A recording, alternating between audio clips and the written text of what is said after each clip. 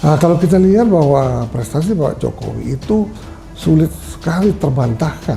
Karena apa?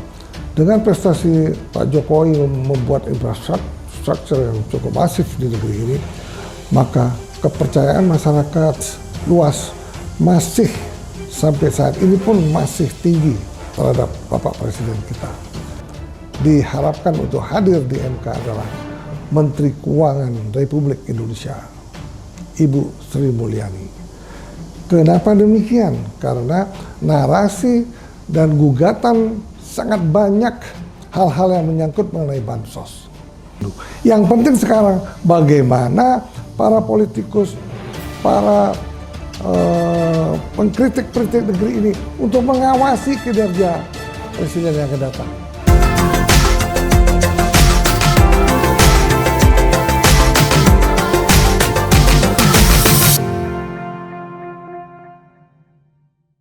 Selamat pagi, kembali bersama Mr. Puisi Live. Mari kita coba membicarakan masalah-masalah gugatan di MK. Kenapa gugatan ini cukup ramai?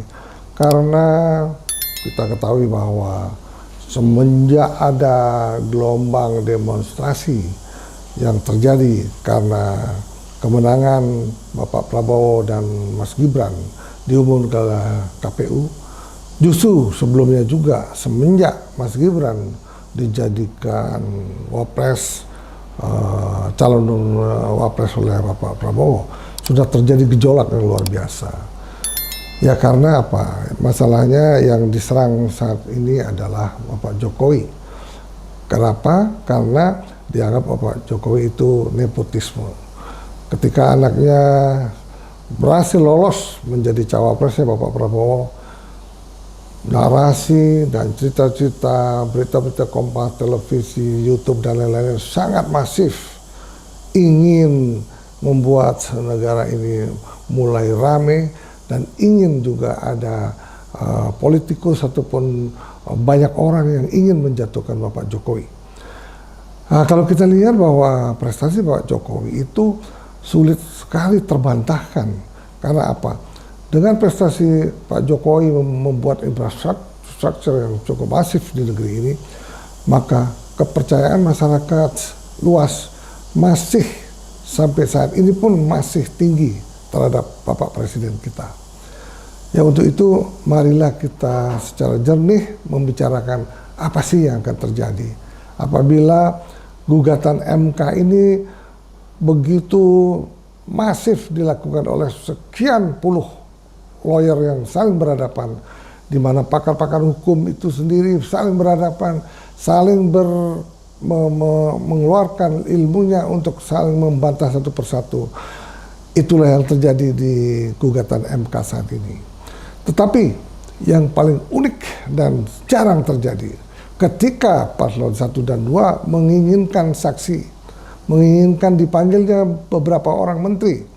Salah satunya menteri kunci yang sangat diharapkan untuk hadir di MK adalah Menteri Keuangan Republik Indonesia, Ibu Sri Mulyani. Kenapa demikian? Karena narasi dan gugatan sangat banyak hal-hal yang menyangkut mengenai bansos. Apakah bansos itu mampu memenangkan pemilihan presiden? Saya yakini bahwa bansos itu bukanlah sekedar untuk membagi-bagikan sembako. Ternyata bansos itu juga banyak berhubungan dengan masalah-masalah subsidi yang telah digulirkan oleh pemerintah dengan persetujuan DPR melalui APBN. Itu yang terjadi. Sekarang substansinya apa sih para penggugat MK itu untuk menghadirkan Bu Sri Mulyani dan beberapa menteri lainnya? Itu sangat sudah tidak mungkin dan tidak masuk akal. Karena apa? Karena pemanggilan ataupun mengundang para menteri untuk berdebat di MK itu substansinya sangat jauh melenceng. Tetapi sesungguhnya apabila bansos itu diperkarakan oleh paslon 1 dan paslon 2 sehingga konon katanya bansos itulah yang mampu memenangkan Bapak Prabowo dan Mas Gibran sebagai presiden dan wakil presiden, di mana kita lihat bahwa KPU telah mengumumkannya.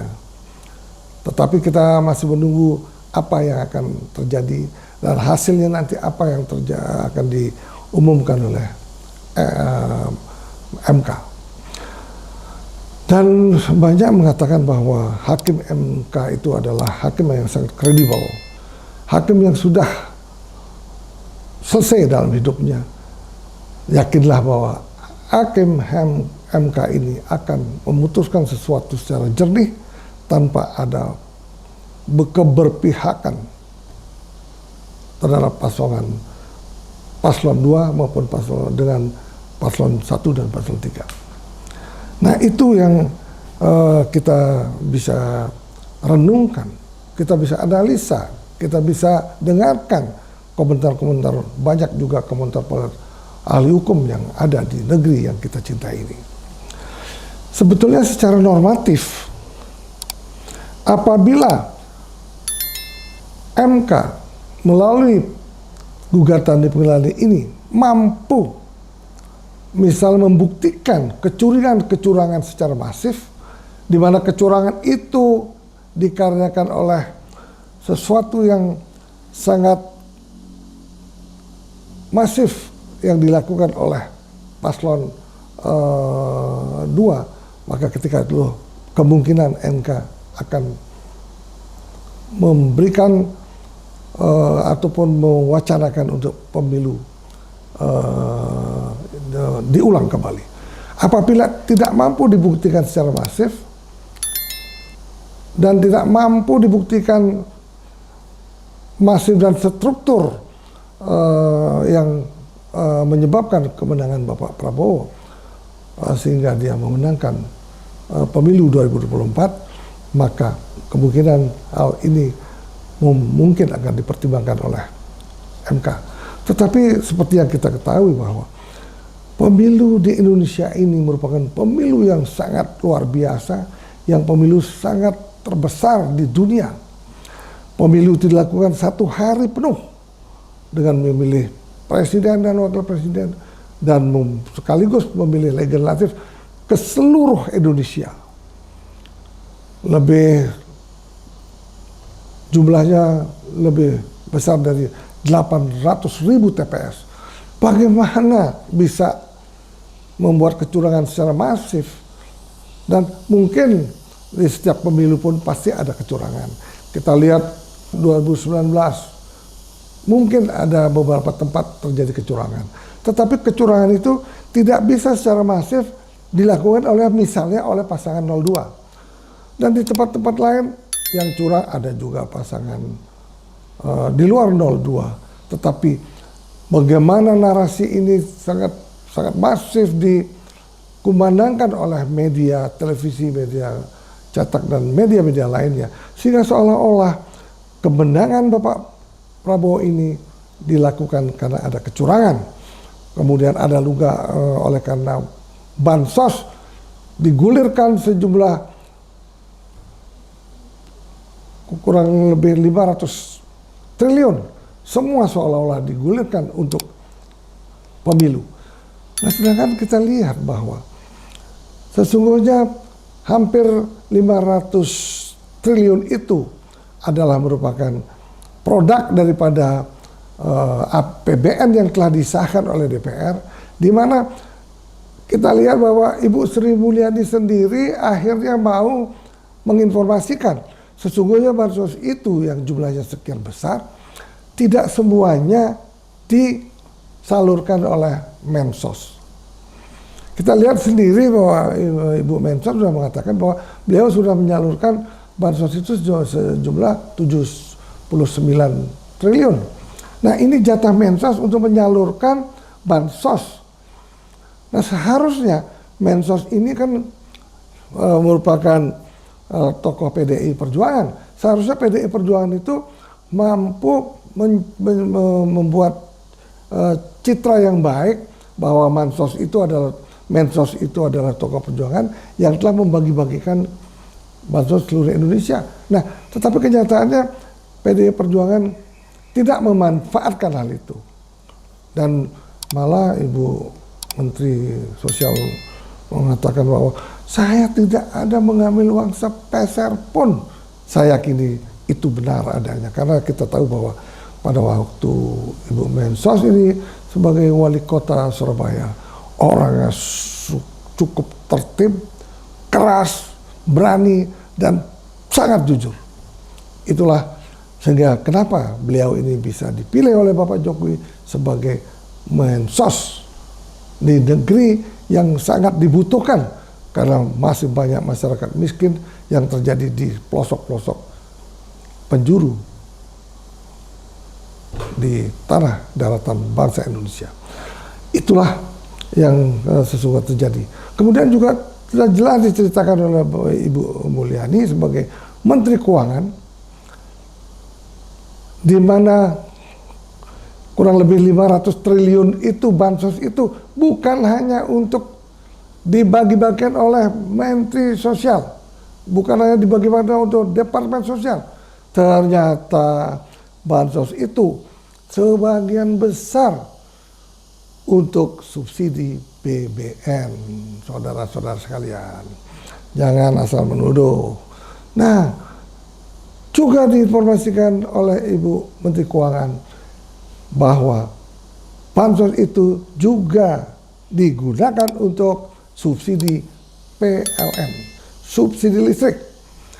Kenapa demikian? Seperti kita tahu bahwa masyarakat yang di bawah, yang sangat rendah penghasilannya saat ini mendapatkan subsidi listrik, sehingga subsidi listrik itu juga membebani anggaran bansos tersebut, dan juga dipakai untuk keperluan BPJS, untuk keperluan bansos lainnya di seluruh departemen. Nah, itu yang terjadi. Untuk apa lagi memanggil Ibu Sri Mulyani maupun memanggil menteri lainnya? Udah jelas diumumkan oleh Ibu Sri Mulyani, bansos itu sebesar itu bukanlah hanya untuk dibagi-bagikan kepada masyarakat luas. Banyak kepentingan lain seperti PLN, BBM, BPJS, dan lain-lain. Itu bagian dari bansos juga. Nah, kenapa juga menteri-menteri yang lain? Nah, apabila bansos ini disalahgunakan konon oleh pemerintah, misalnya dikatakan banyak narasi yang menginformasikan bahwa seluruh bansos tersebut digunakan untuk kepentingan politik, itu seandainya itu benar, jalurnya bukanlah di MK, jalurnya adalah di DPR melalui hak angket. Ternyata sampai hari ini pun hak angket tidak digulirkan, malah yang diharapkan paslon 1 dan paslon 3 untuk Ibu Mega, di mana untuk mensponsori hak angket ini ternyata tidak ada. Bahkan kita lihat Ibu Puan sendiri mengatakan tidak ada instruksi. Ya, artinya Ibu Mega pun kemungkinan tidak akan sebagai leader dalam hak angket tersebut. Nah, itu yang terjadi. Ya, untuk itu marilah kita berpikir positif. Gunakanlah waktu yang cukup lama ini untuk menata kembali negeri yang kita cintai ini, sehingga negeri kita ini mampu mendapatkan presiden dan wakil presiden yang baik, yang memang sudah jelas-jelas sudah disetujui oleh ketiga paslon, sehingga pemilu pun berjalan dengan baik dan sukses. Teman-teman, para pemirsa sekalian, mari kita kumandangkan bersama, mari kita bersorak ria untuk mengakui bahwa Bapak Prabowo dan Mas Gibran adalah sebagai pemenang pemilu. Yang penting sekarang bagaimana para politikus, para pengkritik-kritik negeri ini untuk mengawasi kinerja presiden yang akan datang. Tentunya yang perlu diawasi adalah masalah korupsi yang begitu banyak terjadi di negeri kita. Oke, terima kasih bapak-bapak, ibu-ibu, mak-mak, para pemirsa sekalian, para mahasiswa, para milenial sekalian. Mari kita ikut bercerita mengenai pemilu 2024 sehingga berguna bagi rakyat bangsa Indonesia. Untuk itu jangan lupa like, subscribe, dan follow Mr. Pussy Life. Tepuk tangan.